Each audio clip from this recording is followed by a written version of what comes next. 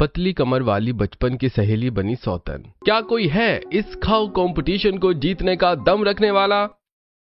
शहर के खाओ कंपटीशन में 5 कॉम्पिटिटर्स बैठे होते हैं। वहां होस्ट की आवाज सुनकर भीड़ में से 2 सहेलियां अनन्या और श्रुति निकलती हैं।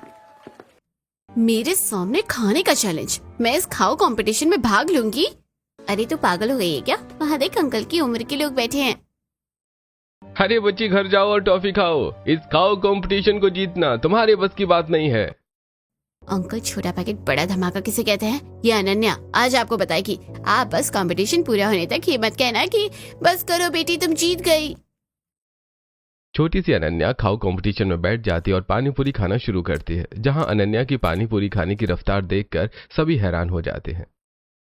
10, 20, 30। अरे आराम से बेटी, गले में अटक जाएगा।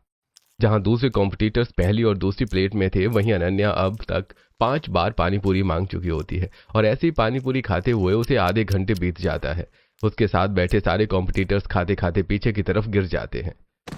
अरे बस कर बेटी, गरीब की जान लेगी क्या? तू जीत गई, मैं हार मानता हूँ। अच्छा कंपटीशन जीती हो, इस बात पर एक प्लेट दे दो, मैं खाते खाते घर चली जाऊंगी।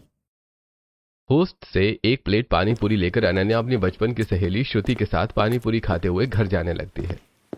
अरे पागल, तू इतने सारे गोलगप्पे खा गई? इतनी तो मुझे गिनती भी नहीं आती। गोलगप्पे हेल्दी नहीं होते, इतने सारे नहीं खाने चाहिए। अरे पानी पूरी से मेरी दोस्ती है, मुझे कुछ नहीं होगा। अगले दिन स्कूल के लंच ब्रेक में अनन्या और श्रुति गार्डन में आती हैं। अनन्या अपने लंच बॉक्स की जगह एक बड़ा सा डिब्बा खोलती है जिसमें ढेर सारे चावल होते हैं।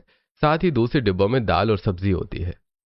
तो लंच में इतना सारा खाना क्यों खाती है? लंच के बाद हमें कंटिन्यू क्लासरूम में बैठे रहना होता है और 12th तक ऐसे ही रहेगा। ऐसे तो तू मोटी हो जाएगी। देख, खाते हुए मुझे टोका मत कर। अगर तेरा लंच ज्यादा है ना तो तू मुझे दे दे, मैं वो भी खा जाऊंगी। अनन्या आराम से बैठकर लंच खाना शुरू करती है।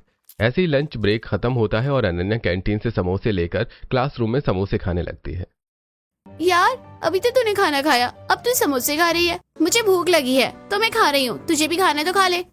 नहीं, मैं मोटी नहीं होना चाहती हूँ, तू ही खा। ऐसे ही समय बीतता है और अब बचपन की दोनों सहेलियां बड़ी हो चुकी होती हैं। अनन्या और श्रुति दोनों ही बेहद खूबसूरत और वेल मेंटेन होती हैं और आज दोनों सहेलियां शाम को टहलते हुए स्ट्रीट फूड वेंडर्स के पास जाती हैं। श्रुति चल आज पाव भाजी खाते हैं, मजा आएगा। इतना कहकर अनन्या पाव भाजी वाले के पास आ जाती है और अनन्या को देखकर पाव भाजी वाले के पसीने छूटने लगते हैं। अरे बहन, मैं तुम्हें पाव भाजी नहीं खिला सकता। तुम्हें पाव भाजी खिलाने के लिए कम से कम 10 पाव भाजी वाले चाहिए। अरे भैया, पहले तुम तो मुझे खिलाओ, फिर बाकी 9 के बारे में सोचना। अरे नहीं, तुम जब भी आती हो अकेले पूरा ठेला खाली कर देती हो, जिससे मेरे दूसरे ग्राहक लौट जाते हैं और मेरी ग्राहकी टूटती है। अगर कल को तुम नहीं आई तो फिर मैं क्या करूंगा? अरे मैं क्यों नहीं आऊंगी भला? मैं हमेशा आपके पास ही आती हूँ ना पाव भाजी खाने। आप मुझे पाव भाजी खिलाओ, वरना सबको कह दूंगी कि तुम्हारे पाव भाजी अच्छे नहीं होते और खाने में मेरी बात सब सुनेंगे। अरे गजब जबरदस्ती है। पाव भाजी वाला अनन्या को पाव भाजी खिलाना शुरू करता है और देखते ही देखते अनन्या उसके सारे पाव भाजी खा जाती है। वहीं श्रुति फ्रूट सैलेड खा रही होती है और अनन्या श्रुति के भी फ्रूट लेकर खाने लगती है। तू कहती थी ना फ्रूट हेल्दी होते हैं, देख मैं फ्रूट खा रही हूँ। जिस तरह से तू खाती है उस तरह से फ्रूट हेल्दी नहीं अनहेल्दी ही है तेरे लिए। ऐसी ही बातें करते हुए श्रुति अनन्या के साथ उसके घर पहुंचती है। पापा आ गए आप? मक्खन मत लगाना बिल्कुल भी। सच बता, तूने आज सारे पैसे खत्म कर दिए ना, इसलिए आइए ना अपने पापा को मक्खन लगाने। आंटी पैसे तो खत्म होंगे ही, पूरा पाव भाजी का ठेला खाली करके आ रही है मैडम। अरे तो क्या हुआ, खाने दो। अब बाप के राज में नहीं खाएगी तो क्या पति के राज में खाएगी? मुझे तो इसी बात का डर है कि ये मोटी हो गई है तो इसके लिए कोई रिश्ता मिलेगा भी या नहीं। वैसे ही हम मिडिल क्लास लोग हैं और इसकी खुराक की वजह से हम पैसे भी नहीं जोड़ पा रहे हैं। इसकी शादी कैसे करवाएंगे? अरे सब हो जाएगा भाग्यवान, तुम चिंता मत करो। ऐसे ही कुछ दिन बीतते हैं और एक शाम श्रुति और अनन्या मॉडर्न स्टाइलिश ड्रेस में एक मैरिज हॉल की तरफ से गुजर रही होती है। तभी अनन्या को कुछ खुशबू आती है। जलेबी, गुलाब जामुन, गर्मा गर्म कचौरियाँ। श्रुति जल्दी चल, देख वहाँ रसमलाई मुझे बुला रही है। भुक्कड़, कोई नहीं बुला रहा है तुझे। न जाने किसकी शादी है, उसमें हम जाकर खाना कैसे खा सकते हैं? अरे दाने दाने पर लिखा होता है खाने वाले का नाम, और इस मैरिज हॉल के खाने पर मेरा नाम लिखा है। जल्दी चल। अनन्या श्रुति को खींचकर मैरिज हॉल में लेकर आती है और फूड काउंटर के पास खड़ी होकर लगातार खाने लगती है। हे भगवान, न जाने किसकी शादी में लेकर आ गई है मुझे। कहीं पकड़ी गई तो इसके साथ मुझे भी बर्तन धोने पड़ेंगे। खैर, बर्तन तो धोने ही पड़ेंगे, सलाद ही खा लेती हूँ मैं। श्रुति कोने में खड़ी होकर सैलेड खाने लगती है। वहीं अनन्या को खाता देखकर शादी में आए मेहमान और वेटर हैरान हो जाते हैं। अरे भैया, तुम और दो ना, तुम्हारा थोड़ी ना खा रही हूँ, और मेरे पेट में जा रहा है, तुम्हारे पेट में थोड़ी ना जा रहा है। पूरी थाली भरो। अनन्या की खबर पाकर लड़के लड़की के माता पिता और घर के लोग अनन्या की तरफ आने लगते हैं। अनन्या जल्दी भाग, वरना जितना खाया है उससे ज्यादा बर्तन धुलवाएंगे ये लोग। ला दे मुझे जलेबियां। अनन्या वेटर को धक्का मारती है और अपने हाथों में ढेर सारी जलेबियां भरकर खाते हुए श्रुति के साथ भागने लगती है। वहीं शादी में अपने दोस्तों के साथ आए अरुण की नजर अनन्या पर पड़ती है। यार, कितनी प्यारी लड़की थी, दूसरी की शादी में आकर खाना खा रही थी और जैसे ही पोल खुली भागते हुए भी जलेबियां लेकर भागी। पहली झलक में अनन्या की मासूमियत भरी हरकत अरुण के दिल में घर कर जाती है। वहीं सभी से बचते हुए श्रुति और अनन्या भागते हुए मैरिज हॉल से काफी दूर पहुंच जाती हैं। तू किसी दिन मरवाएगी मुझे, कहा था ना मत जा दूसरी की शादी में। अरे तो क्या हुआ, खाने का तो मिला ना, और तू तो वहाँ सलाद खा रही थी। हाँ, वैसे भी बिना इन्विटेशन का खाना खाने में मजा तो बहुत आया, और उनका चेहरा देखने लायक था। तूने तो सबकी हालत खराब कर दी। चल अब घर चलते हैं। अनन्या को ढूंढते हुए अरुण भी अनन्या के पीछे पीछे आ जाता है और अनन्या का पीछा करते हुए अनन्या का घर देख लेता है। कुछ तो बात है लड़की में, उसकी सिर्फ एक झलक मुझे यहां तक खींच लाई। अरुण अपने घर चला जाता है और अगले दिन ऑफिस जाने से पहले अरुण अनन्या के घर के पास चाय टपरी पर बैठकर कभी अनन्या को बालकनी में कपड़े सुखाते हुए तो कभी घर के बाहर बच्चों के साथ खेलते हुए देखता है। और अगले दिन अरुण ऑफिस से घर आता है, जहां पूरा परिवार पंडित दीनदयाल के साथ अरुण के लिए लड़की पसंद कर रहा होता है। भैया आ गए आप, ये देखिए हमने कितनी सारी लड़कियां फाइनल की है आपके लिए। बेटा, इनमें से कोई एक लड़की पसंद कर ले, फिर हम तेरी शादी की बात आगे बढ़ाते हैं। माँ, मेरी शादी और ऐसे अचानक? अचानक का क्या मतलब है? इतना बड़ा हो गया है, अब शादी नहीं करवाऊंगी तो कब करवाऊंगी? मम्मी, अगर तुम्हें मेरी शादी करवानी ही है तो मेरी नजर में एक लड़की है, मुझे बहुत पसंद है, उससे करवा दो। भाई, हमें तो एक लड़की अच्छी को अपनी बहू बनाना है। अब वो हमारी ढूंढी हुई हो या तेरी पसंद की हो, हमें कोई दिक्कत नहीं है। कौन है वो लड़की? अनन्या नाम है उसका। मैंने उससे अभी तक बात नहीं की है, बस उसका घर पता है। पंडित जी, आप जरा उनके घर जाकर हमारे बेटे के लिए रिश्ते की बात कीजिए। अगर वो राजी होते हैं तो हम रिश्ता लेकर जाएंगे। अरे जी, मैं पंडित हूँ, मेरा तो यही काम है। बेटा, तुम मुझे लोकेशन भेज दो, मैं कल रिश्ते की बात कराऊंगा। अगले दिन दीनदयाल, पंडित कृष्णलाल और मीनाक्षी के घर अरुण का रिश्ता लेकर पहुंचते हैं। तेज गर्मी में पंडित जी पसीने से भीगे होते हैं। पंडित जी, आप तो पूरे पसीने से भीगे हुए हैं, आइए अंदर बैठिए, मैं आपके लिए ठंडा शरबत लेकर आती हूँ। अनन्या पंडित जी को पंखे के नीचे बिठाती है और ठंडा शरबत पिलाती है। तभी कृष्णलाल और मीनाक्षी भी पंडित जी के पास आते हैं। जी, बड़ी गुणवान बेटी है आपकी, ब्राह्मण का सम्मान करना जानती है। धन्यवाद पंडित जी, वैसे हमने आपको पहचाना नहीं। अरे दरअसल मैं लड़के लड़कियों का जोड़ा बिठाता हूँ। एक लड़का है जो आपकी बेटी को बहुत पसंद करता है, उसके परिवार ने मुझे भेजा है, उसमें इसका सारा बायोडेटा है। कृष्णलाल और मीनाक्षी अरुण का बायोडेटा देखते हैं, वहीं अनन्या भी अरुण की फोटो देखती है। लड़का तो बहुत हैंडसम है, श्रुति को बताना पड़ेगा। पंडित जी, आप इन्हें घर बुलाइए, हम इनसे मिलना चाहते हैं। अगले दिन अरुण पूरे परिवार के साथ अनन्या के घर आता है, जहां श्रुति भी अनन्या के साथ एक तरफ खड़ी होती है। अरे वाह, लड़का तो बड़ा हैंडसम है। भैया, लड़की तो बहुत अच्छी ही पसंद की है आपने। हमें तो आपकी बेटी पसंद है। आप बताइए, हमारे बेटे के लिए आपकी क्या राय है? जी, हमें भी ये रिश्ता मंजूर है। इस तरह अरुण और अनन्या की शादी तय होती है और इसकी खुशी मनाने अनन्या श्रुति के साथ पिज्जा खाने पहुंचती है। ऐसे ही दिन बीतते हैं और आज शादी की तारीख होती है। दूल्हा बना अरुण मंडप में बैठा होता है, वहीं दुल्हन के कपड़ों में अनन्या चाउमीन खा रही होती है। बसकर बुक्कड़, खुद की शादी में खुद का खाना खाने वाली तो पहली दुल्हन है। थैंक यू यार, तूने ये चाउमीन लाकर मुझे दे दी। मम्मी ने तो कह दिया था कि मैं शादी तक कुछ नहीं खाऊंगी। सुन, अब तेरी शादी हो रही है तो अपने खाने पीने की आदत बदल देना। ऐसा ना हो कि तू खाते खाते मोटी हो जाए और जीजा जी किसी पतले वेल मेंटेन फिगर वाली लड़की को तेरी सौतन बना कर ले आए। ऐसे ही मजाक मस्ती में अनन्या और अरुण की शादी होती है और अनन्या विदा होकर अपने ससुराल चली आती है। बहू दाहिने पैर से कलश गिराकर घर प्रवेश करो। अनन्या दाहिने पैर से कलश गिराकर गृह प्रवेश करती है। अरुण अपने कमरे में चला जाता है। वहीं प्रीति दूध का गिलास लाकर अनन्या को देती है। भाभी लीजिए ये हल्दी वाला दूध और कमरे में चलिए। मम्मी ने कहा है कि भाभी को ये दूध देकर कहना भैया को दे दे।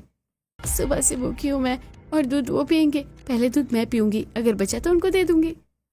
प्रीति अनन्या को कमरे में भेजती है और दरवाजा बंद कर देती है। कमरे में आते ही अनन्या तुरंत दूध पी जाती है। अरे वो दूध तो मेरे लिए होगा ना? मैंने सुबह से कुछ नहीं खाया था, मुझे बहुत भूख लगी थी इसलिए मैंने दूध पी लिया। अरे ठीक किया तुमने। आप इतने जोर से क्यों हंस रहे हैं? तुम्हें पता है मैंने तुम्हें पहली बार कहाँ देखा था? कहाँ देखा था? अरे मैंने तुम्हें पहली बार तब देखा था जब तुम बिन बुलाई शादी से जलेबियां लेकर भाग रही थी। अनन्या के गाल शर्म से लाल हो जाते हैं। ऐसी बातें करते हुए अनन्या और अरुण सो जाते हैं और अगली सुबह अनन्या डिजाइनर साड़ी में तैयार होकर हॉल में आती है।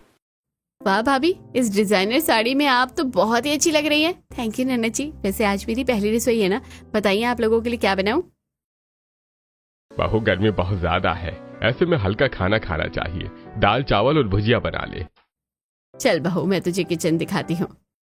शारदा अनन्या को लेकर किचन में आती है और किचन में रखा सारा सामान दिखाती है और अनन्या कुकर में ढेर सारे आलू और दूसरे पतीले में ढेर सारे चावल रखकर चूल्हे पर चढ़ा देती है। बहू हम तो 5 लोग ही हैं, आलू और चावल कम कर। मम्मी जी मैं बहुत अच्छा खाना बनाती हूँ, इतना भी कम पड़ेगा। अच्छा ठीक है बहू, बना हम डाइनिंग टेबल पर बैठे हैं। दाल चावल सब्जी के साथ अनन्या पूड़ी, कचौड़ी, आलू दम और अपनी पसंद की मिठाइयाँ बनाती है और डाइनिंग टेबल पर सभी को परोसती है। वाह भाभी, हमने तो सोचा था कि गर्मी में आपको क्यों परेशान करें, इसलिए दाल चावल सब्जी बनाने के लिए कहा था, पर आपने तो बड़ा मजेदार खाना बनाया है, वो भी इतनी जल्दी। अनन्या तुम भी हमारे साथ बैठ जाओ खाना खाने। नहीं आप लोग खाइए, मैं फिर बाद में खा लूंगी। पूरा परिवार खाना शुरू करता है और पेट भरकर खाना खाता है। उसके बाद भी काफी खाना बच जाता है। वाह बहू, बहुत अच्छा खाना बनाया है, शाबाश। अब मैं अपने दोस्तों के पास जा रहा हूँ। और मैं ऑफिस जा रहा हूँ, मेरा लंच पैक कर दो। आप ऑफिस जाइए, लंच में मैं आपके लिए दूसरा खाना बनाकर लाऊंगी। रामलाल और अरुण घर से निकलते हैं, वहीं अनन्या खाने बैठती है। देख बहू कितना सारा खाना बच गया है ना। मम्मी जी अभी मैं बची हूँ ना खाना खाने को। अरे अरे बहू तू इतना खाना नहीं खा पाएगी, झूठा करके मत रख देना, हम दोपहर में खा लेंगे। शारदा की बात अनसुनी करके अनन्या खाना शुरू करती है और देखते ही देखते सारा खाना चट कर जाती है। भाभी कितने दिनों की भूखी थी आप, हम सबने मिलकर इतना खाना नहीं खाया जितना आपने आधे घंटे में खाकर खत्म कर दिया। बहू तेरी तबीयत तो ठीक है ना, इतना खाना कोई कैसे खा सकता है? मम्मी जी शादी के 1 दिन पहले से ही मुझे खाना खाने से मना कर दिया गया था, इसलिए मुझे बहुत भूख लगी थी। ऐसी दोपहर होती है। अनन्या एक बार फिर ढेर सारा खाना बनाती है और अरुण को लंच देकर घर आकर पेट भरकर खाना खाती है। अनन्या की खुराक देखकर शारदा और प्रीति हैरान रह जाती हैं। ऐसे ही एक दिन घर में कुछ मेहमान आए होते हैं। शारदा मेहमानों को चाय नाश्ता कराने के लिए किचन में आकर फ्रिज खोलती है। अरे ये क्या, मैंने फ्रिज में कोल्ड ड्रिंक और मिठाई रखी थी, कहाँ गई? बहू से पूछती हूँ। शारदा अनन्या के कमरे में आती है जहां अन्य ढेर सारी मिठाइयां और कोल्ड ड्रिंक चिप्स खा रही होती हैं। ये मेरा बेटा किसे बहू बनाकर ले आया है, एक औरत इतना सब कैसे खा सकती है? शारदा तुरंत रामलाल को इशारे से बुलाती है और बाहर से थोड़ा नाश्ता मंगवाकर मेहमानों की खातिरदारी करती है और मेहमानों के जाने के बाद अनन्या हॉल में आती है और मेहमानों से बचे समोसे खाने लगती है। मुझे समोसे बहुत पसंद है। मम्मी तुम्हें कोई ऐसी वैसी बहू नहीं मिली है, तुम्हें भुक्कड़ बहू मिली है। बहू अगर तुम्हें खाना ही था तो एक बार अपनी सास से पूछ लिया होता। अगर बाहर नाश्ता नहीं मिलता तब तो मेहमानों के सामने हमारी बेइज्जती हो जाती। ऐसी रात होती है। अनन्या पूरे परिवार के साथ खाने पर बैठी होती है। आप लोग कह रहे थे ना भाभी बड़ी फुर्ती से काम करती है, उससे भी ज्यादा फुर्ती से भाभी खाना भी खाती है। हमारे 1 महीने का राशन भाभी ने 1 हफ्ते में चट कर दिया है। अनन्या अगर तुम इस तरह खाओगी तो तुम्हारा वजन बहुत ज्यादा बढ़ जाएगा, इससे तुम्हें काफी तकलीफ होगी। अपनी सहेली श्रुति को देखो, उसने खुद को कितना मेंटेन किया है। मैं बचपन से ऐसी खाती हूँ, मैं मोटी नहीं होंगी। कुछ दिन बीतते हैं और अनन्या का वजन बढ़कर 80 किलो हो जाता है। और एक दिन कमरे में पोंछा मारते हुए कॉकरोच देखकर अनन्या बेड पर कूदकर चढ़ जाती है, जिससे बेड टूट जाता है। देखा अनन्या, तुम कहती थी तुम्हारा वजन नहीं बढ़ेगा, पर तुम्हारा वजन इतना बढ़ गया है कि तुम्हारे कूदने से ये बेड टूट गया। ये बेड ही कमजोर है, तुम दूसरा मजबूत बेड बनवाओ। अरुण एक मजबूत बेड मंगवाता है। ऐसे ही 8 महीने बीतते हैं और अब अनन्या 150 किलो की हो चुकी होती है और घर की साफ सफाई कर रही होती है। मैं कब से काम कर रही हूँ, अब मैं थक गई हूँ, कुछ खा लेती हूँ फिर काम करूंगी। अनन्या पिज्जा ऑर्डर करके खाने बैठती है, तभी श्रुति अनन्या से मिलने आती है। तू इतनी मोटी हो गई फिर भी पिज्जा खा रही है? एक्सरसाइज ना सही, घर का काम ही कर लिया कर और खाने पर कंट्रोल कर। मैं काम ही कर रही थी, थक गई, इसलिए पिज्जा मंगा कर खा रही हूँ। पता है श्रुति दीदी, पहले भाभी काम करते हुए हाफती नहीं थी, अभी 5 मिनट पहले भाभी ने काम शुरू किया और हाफने लगी। मेरी बात मान अनन्या, जंक फूड खाना छोड़ दे वरना तू और मोटी हो जाएगी। तू मेरे खाने पर नजर मत लगा, मुझे नहीं बात करना तुमसे। ऐसे कुछ दिन बीतते हैं और एक दिन अरुण बाथरूम में नहा रहा होता है। अनन्या, जरा मेरा टॉवल दे दो। हाँ अभी आई। अनन्या कमरे से बालकनी में आती है और बालकनी से टॉवल लेकर हांफते हुए बाथरूम में जा रही होती है और दरवाजे पर फंस जाती है। अरुण मैं फंस गई, अरुण मुझे निकालो। अरे अरे अनन्या, रुको रुको, मैं आता हूँ। अरुण अनन्या के हाथों से टॉवल लेकर कपड़े बदलता है और अनन्या को दरवाजे से अंदर की तरफ खींचने लगता है। वहीं अनन्या की आवाज सुनकर पूरा परिवार भी कमरे में आ जाता है। अरुण आराम से, मेरा पेट दीवार में रगड़ रहा है। भाभी 2 पैकेट चिप्स लेकर आऊं? चिप्स खाइए, दरवाजे से निकल जाइएगा। चिप्स खाने से मैं दरवाजे से कैसे निकलूंगी? चिप्स खाकर आपका पेट और बड़ा हो जाएगा और ये दीवार अपने आप टूट जाएगी, फिर आप आराम से निकल जाइएगा। मेरा मजाक मत उड़ाइए, मेरी मदद कीजिए। शारदा और प्रीति भी अनन्या को बाहर की तरफ खींचते हैं और अंदर की तरफ धकेलते हुए दरवाजे से निकालने की कोशिश करने लगते हैं। इसी में बाथरूम का दरवाजा टूट जाता है और अनन्या बाथरूम में अरुण के ऊपर गिर जाती है। अरे अरे बेटा, तू ठीक तो है ना? अरे माँ, लग गई। अरे अनन्या, उठो मेरे ऊपर से। शारदा और प्रीति मिलकर अनन्या को उठाती हैं और अरुण कमर पकड़कर खड़ा होता है। अनन्या, अब तो अपने मोटापे का कुछ करो, इतनी मोटी हो गई हो कि तुम दरवाजे में फंस जा रही हो। बेटा, अब घर के दरवाजे खिड़कियों को बड़ा कर ले, क्योंकि तेरी बीवी के कमर का कमरा हो गया है। अरुण घर के छोटे दरवाजों को बड़ा करवाता है। ऐसे कुछ दिन बीतते हैं और एक शाम अनन्या और अरुण फुटपाथ पर चल रहे होते हैं। अब मुझसे नहीं चला जा रहा, मुझे थोड़ा आराम करने दीजिए। अनन्या, ड्रामा मत करो, तुम इससे ज्यादा चला करती थी, चुपचाप पैदल चलकर घर चलो। चलते हुए अनन्या के चेहरे से पसीने टपकने लगते हैं। तभी अनन्या केले के छिलके से फिसलकर गिर पड़ती है और आसपास सभी लोग भीड़ लगा लेते हैं। अनन्या, तुम ठीक हो ना? उठो उठो। ऐसे कैसे उठूं? मेरा हाथ पकड़ो, मुझे उठाओ। अरे सब ध्यान से देखो, भैया डेड लिफ्टिंग करने जा रहे हैं। भैया जिम बेल्ट दूं क्या? अरे भैया, ऐसी डेड लिफ्टिंग रोज करते होंगे, इन्हें जिम बेल्ट की जरूरत नहीं है। लोगों की भीड़ में अनन्या और अरुण बहुत एम्बैरेसमेंट फील करते हैं। इसी तरह जोर लगाकर अरुण अनन्या को उठाकर खड़ा करता है। अनन्या, तुम्हारी वजह से हर जगह बेइज्जती होती है। जा रहा हूं मैं, तुम्हें जैसे आना है तुम वैसे घर आ जाना। इतना कहकर अरुण आगे बढ़ने लगता है। वहीं अनन्या भी अरुण के पीछे पीछे चलने लगती है। ऐसे कुछ दिन बीतते हैं और एक रात 3 बजे अरुण बालकनी में किसी से फोन पर बात कर रहा होता है। तभी वहां अनन्या आती है। इतनी रात में आप बालकनी में क्या कर रहे हैं? खाना ऑर्डर कर रहा हूँ, खाओगी? हाँ हाँ, मुझे बहुत भूख लगी है। अरे जाओ ना यहाँ से, मेरा दिमाग खाने क्यों आई हो? जाकर देखो, फ्रिज में कुछ रखा होगा, बैठकर खाओ। अरे हाँ, अच्छा याद दिलाया, नंजी ने फ्रिज में आइसक्रीम रखी है, मैं तो भूल ही गई थी। अरुण फोन पर बातें करने लगता है। वहीं अनन्या रात के 3 बजे फ्रिज से आइसक्रीम निकालकर खाने लगती है और अगले दिन श्रुति चिया सीड लेकर अनन्या के घर आती है। अनन्या, ये ले, तू ना चिया सीड पिया कर, इससे तेरा मोटापा कम हो जाएगा। इसका टेस्ट तो अच्छा है ना? आइसक्रीम नहीं है, चिया सीड्स। टेस्ट चाहे जैसा भी हो, पीना जरूर। नहीं, टेस्ट ही नहीं है तो फिर मैं नहीं पीऊंगी। और तूने आइसक्रीम का नाम लेकर मुझे रात की आइसक्रीम याद दिला दी। कल रात मैंने 3 बजे आइसक्रीम खाई, बड़ी टेस्टी थी। रात के 3 बजे तू आइसक्रीम खा रही है? अरुण तुझे मना नहीं करता क्या? अरे वो तो फोन पर बात कर रहे थे, मैं उनसे पूछने गई तो तभी उन्होंने मुझे याद दिलाया कि फ्रिज में आइसक्रीम रखा हुआ है। तू बेवकूफ है क्या? तू क्या चाहती है तेरा पति तेरी सौतन लेकर आए? रात को 3 बजे वो किसी से बात कर रहा था और तू आइसक्रीम खाने चली गई। जरा पता कर किससे बात कर रहा था। किसी से भी बात कर रहा हूँ, मुझे क्या? मैं तो जा रही हूँ रसमलाई बनाकर खाने, और तू मेरी मदद कर, वॉशिंग मशीन के कपड़े निकाल कर छत पर फैला दे। श्रुति बड़ी फुर्ती से वॉशिंग मशीन के कपड़े निकालकर छत पर फैला देती है। पूरा परिवार श्रुति को देख रहा होता है। वाह वाह श्रुति बेटी, क्या लचक है तेरी कमर में, क्या रफ्तार है तेरी। काश मेरी मोटी बहू भी तेरी तरह फिट होती तो उसे घर के कामों में तेरी मदद नहीं लेनी पड़ती। एक समय में मैं श्रुति जैसी पतली थी, तब तो मेरी बड़ी तारीफ होती थी। आज मैं मोटी हो गई हूँ तो मेरी बुराई हो रही है। कुछ दिन बीतते हैं। एक दिन पूरा परिवार तैयार होकर घर से निकलकर ऑटो स्टैंड पहुंचता है, जहां अनन्या ऑटो में बैठती है और दूसरी तरफ से नागेंद्र ऑटो से बाहर गिर जाता है और ऑटो का अगला चक्का हवा में उठ जाता है। अरे माँ, अरे ये ऑटो रिक्शा में छोटा हाथी कहाँ से आ गया? अरे इस छोटे हाथी को निकालो मेरे ऑटो रिक्शा से, मेरा ऑटो रिक्शा टूट जाएगा। अरे भैया कुछ नहीं होगा, चलो ना, मैं पैदल नहीं चल सकती। अरे नहीं नहीं, पहले तुम बाहर निकलो, नहीं तो मेरे ऑटो रिक्शा का राम नाम सत्य हो जाएगा। अनन्या ऑटो रिक्शा से बाहर निकलने की कोशिश करती है, पर अनन्या बाहर नहीं निकल पाती है।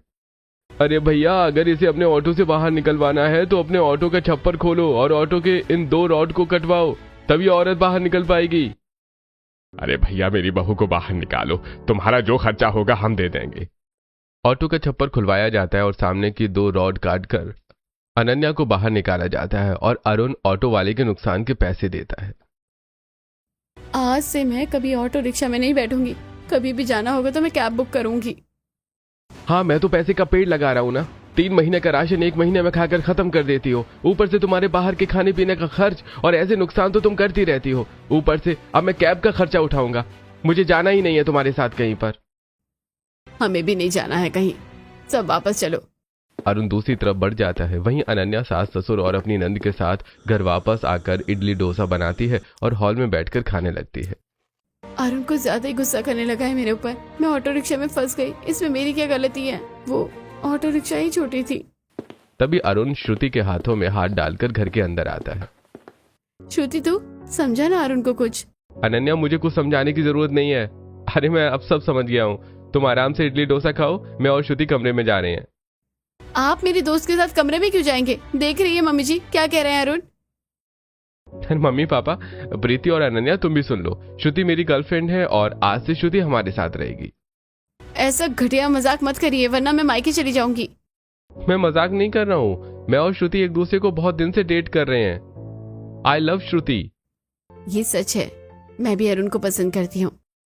अनन्या गुस्से में अपनी उंगलियां चाटते हुए आगे बढ़ती है। मेरी बचपन की सहेली होकर तू मेरी सौतन बनना चाहती है? रुक, मैं तुझे बताती हूँ। खबरदार अनन्या, जो श्रुति को हाथ भी लगाया, इसी वक्त मैं तुम्हें घर से निकाल दूंगा। श्रुति से शादी कर लूंगा। आप लोग कुछ कहते क्यों नहीं है? बहू, तुमने कभी हमारी बात सुनी जो हम तुम्हारी बातें सुने? मुझे तो श्रुति पसंद है, आज से श्रुति ही हमारी बहू है। मैं भी देखती हूँ मेरे बचपन की सहेली मेरी सौतन कैसे बनती है। मैं अरुण को डिवोर्स नहीं दूंगी, इसी घर में बैठी रहूंगी। बैठी रहो घर में, सिर्फ मेरा राशन ही तो लगेगा। वो पहले भी लगता था, पर रहूंगा तो श्रुति के साथ ही। इतना कहकर अरुण श्रुति को लेकर अपने कमरे में चला जाता है। ऐसी रात होती है, अनन्या अपने कमरे में आती है और अरुण और श्रुति के पहले ही बेड पर लेट जाती है। अब देखती हूँ कैसे अरुण श्रुति के साथ रात गुजारते हैं। मैं उन दोनों को साथ में सोने ही नहीं दूंगी। पहले भी कहाँ तुम मुझे सोने देती थी? तुम्हारे सोने के बाद बेड में जगह कहाँ बचती है? इसलिए मैंने प्रीति से कहकर दूसरा कमरा तैयार करवा लिया है। मैं और श्रुति वहीं रहेंगे। अरुण अपना सारा सामान लेकर श्रुति के साथ दूसरे कमरे में चला जाता है। ऐसी रात बीतती है और अगली सुबह श्रुति अरुण और प्रीति के साथ बालकनी में एक्सरसाइज कर रही होती है। वहीं अनन्या प्लेट भरकर ढोकले खा रही होती है। थैंक यू अनन्या, तेरी वजह से आज अरुण मुझे मिल गया। तुझे और भी कुछ खाने का मन हो तो मुझसे कहना, मैं पैसे दे दूंगी। अरे चुड़ैल कहीं की, अपनी बचपन की सहेली की ही सौतन बन बैठी है तू। चुल्लू भर पानी में डूब मर, मनहूस नागिन कहेगी, सहेली को ही डस लिया। ऐसी शाम हो जाती है। अरुण एक सुंदर नेकलेस और डिजाइनर ड्रेस श्रुति को गिफ्ट करता है और दरवाजे के पास छिपकर अनन्या ये सब देख रही होती है। श्रुति, तुम जल्दी ये ड्रेस पहन कर आओ, मुझे देखना है इस ड्रेस में तुम कैसी लगती हो। श्रुति मॉडर्न डिजाइनर ड्रेस पहनकर आती है जिसमें श्रुति बहुत खूबसूरत लग रही होती है। अरे वाह श्रुति, तुम कितनी प्रिटी लग रही हो। मेरे लिए तो कभी ऐसी डिजाइनर ड्रेस नहीं लेकर आए और मेरी सौतन के लिए डिजाइनर ड्रेस लेकर आए हो। ओ मेरी बचपन की सहेली, घर में ऐसी कोई जगह नहीं जहाँ तू छुपे और किसी को दिखे ना। आजा कमरे में आजा, छुप कर मत देख। मेरे पति को अपना बनाकर खूब इठला रही है और आप मेरे लिए भी कभी ऐसी ड्रेस नहीं लेकर आए। अच्छा, तो तुम अपनी पसंद से कोई भी डिजाइनर ड्रेस पहन कर आओ, तो मैं श्रुति को छोड़ दूंगा। सच में? रुकिए, मैं अभी डिजाइनर ड्रेस पहन कर आती हूँ। अनन्या खुश होकर तुरंत शहर के सबसे बड़े कपड़ों के शॉपिंग कॉम्प्लेक्स में पहुंचती है। बताइए मैम, क्या चाहिए आपको? मेरी साइज की मुझे एक डिजाइनर ड्रेस दीजिए जो मुझे बिल्कुल फिट आ जाए। माफ कीजिएगा मैम, आपकी साइज की डिजाइनर ड्रेस हमारे पास तो क्या पूरे शहर में किसी के पास नहीं मिलेगी। ब्रांड आपकी साइज की ड्रेस डिजाइन ही नहीं करती है। क्यों नहीं करते? क्या मुझे डिजाइनर ड्रेस पहनने का हक नहीं है? मेरे लिए डिजाइनर ड्रेस बनवा कर लाई है, मुझे ड्रेस चाहिए। मैम आप कहीं और देख लीजिए, ये पॉसिबल नहीं है। अनन्या पसीने से लथपथ पूरा शॉपिंग कॉम्प्लेक्स छान मारती है, लेकिन उसे अपनी साइज की एक भी डिजाइनर ड्रेस नहीं मिलती। थक हार कर अनन्या एक कॉफी कैफे में बैठ जाती है। तभी अनन्या की नजर अरुण और श्रुति पर पड़ती है, जो एक दूसरे का हाथ पकड़कर बात कर रहे होते हैं। ऐसे आज का दिन बीतता है और अगले दिन अनन्या तरह तरह के पकवान बनाकर डाइनिंग टेबल पर लाती है, जहां श्रुति अपने हाथों से अरुण को सलाद खिला रही होती है। अरुण, ये क्या खा रहे हो? देखो मैंने तुम्हारी पसंद की चीजें बनाई है, ये खाओ ताकि मेरा अरुण तेरे जैसा मोटा हो जाए। तू खा ये सब और खाकर मोटी हो जा।